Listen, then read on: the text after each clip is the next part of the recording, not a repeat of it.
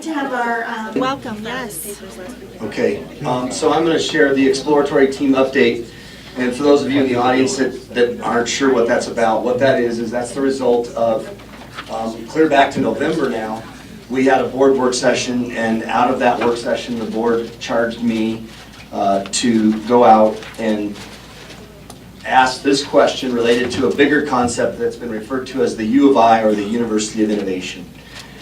And we went out and we asked this question: is there a need to, in these four areas, professional development, induction, micro-innovation, and evaluation, create more robust programs? And so we convened, we sent out a call for teams. It fell a little short of my desire of 80 people to be involved. We had somewhere in the mid-30s of folks, great folks involved. And so as a result of the quality of people involved, I think we got the same or better quality in terms of our results. We started out in January and we went around and talked about what is it that Falcon School District 49 is already doing very well in those areas. And we got great feedback, and then we came back the first week of February and talked about what is it that we need to do better. And so we broke up into groups. They got sticky notes. We had the four areas on poster boards around this boardroom, and they went and they listed those things that they thought we could do better. And then we did a technique, for those of you that have done the flipping training, we did, it's called nominal group technique. And so everybody got a sticky note, and they got to go around the room in each of those categories. Or actually, they only got 3 sticky notes, that's right. So for all 4 categories, they had a 1, a 3, and a 5. And so their 1 was the one that they thought was the most important, the 3 was the second most important. Am I saying that? I'm backwards, I'm reversed, I'm sorry. 5's the most important, then 3, then 1. And they went around the room and they put those on there, and we had some interesting and very significant results. And so I'll work backwards.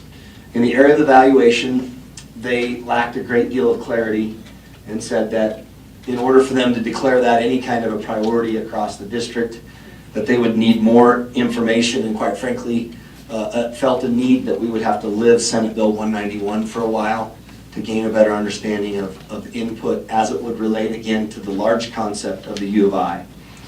Under micro-innovation, some areas emerged, and that was additional time for teachers to examine micro-innovation.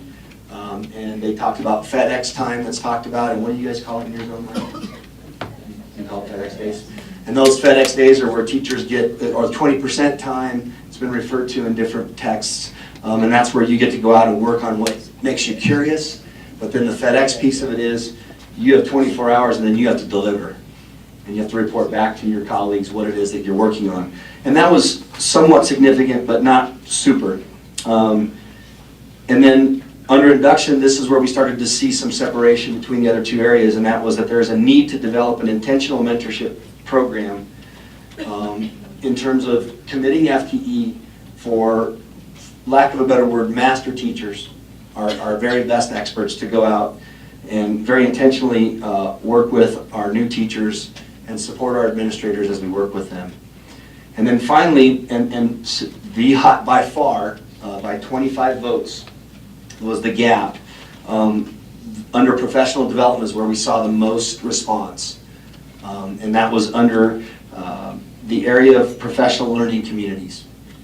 And that they would like to see, there was an overwhelming response to see that across the district, we would do what other districts have done. Many of our high schools and other schools have carved out time. I know that, I think all of our high schools now carve out 1 day a week.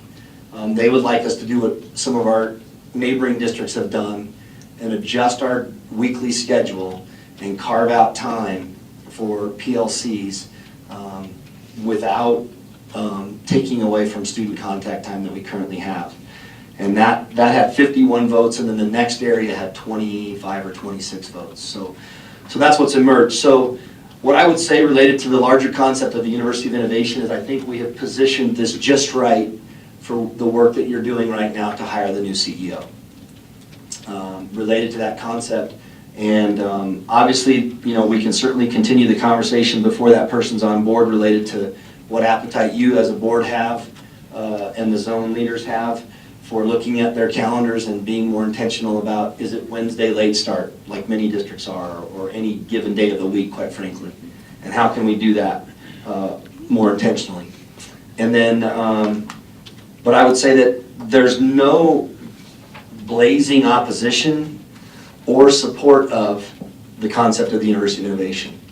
There's a lot of curiosity, some excitement, and I think that the new CEO could come on, if that's the desire of this board, to pursue that more clearly. I think that person on the education side, and certainly in my role as the executive officer, I will support that person as we move that concept forward to bring more clarity related to certainly the bigger concept again of the University of Innovation. So I think we're in a great place. The work of the exploratory teams is now done, and now it's sort of to hand it off and talk about what is the next step. Can we get an update from each one of those teams that focused on each one of these?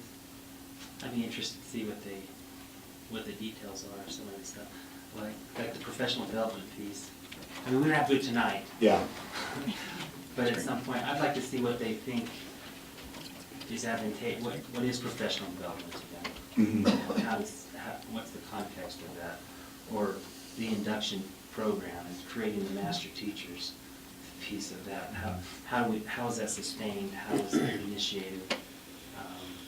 Does it some of the initial ideas, how that fits into some of that.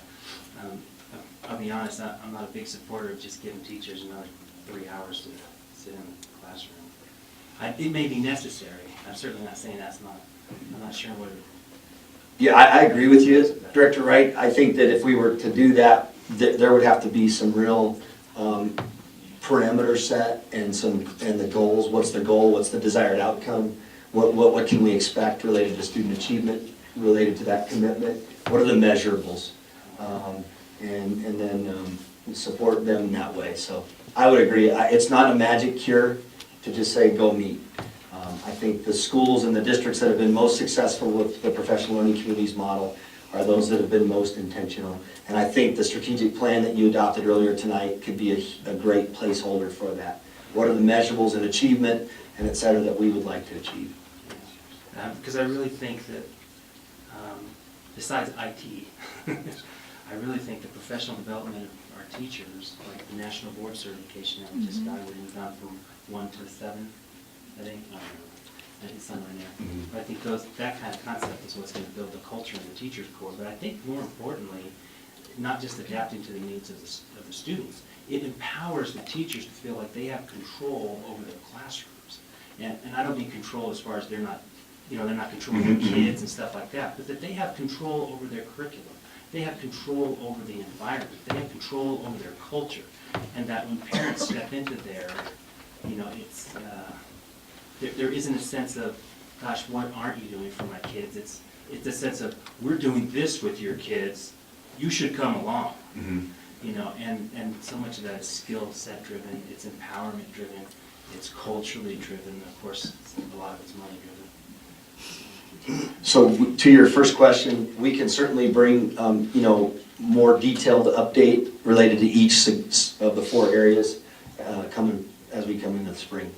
Absolutely, we have that data. So, and what we can do is preload you and send that data to you, and we can get that. Yeah, we actually have a wiki link that we tried to do this very 21st century. So the group really brainstormed and provided comments and input through a wiki link. So we can definitely get the board set up with that, so you can actually go on and read kind of what the thoughts of the committee were. Oh, good. And I think maybe in part because PLC is a term that gets thrown around a lot, but it actually is a very specific concept.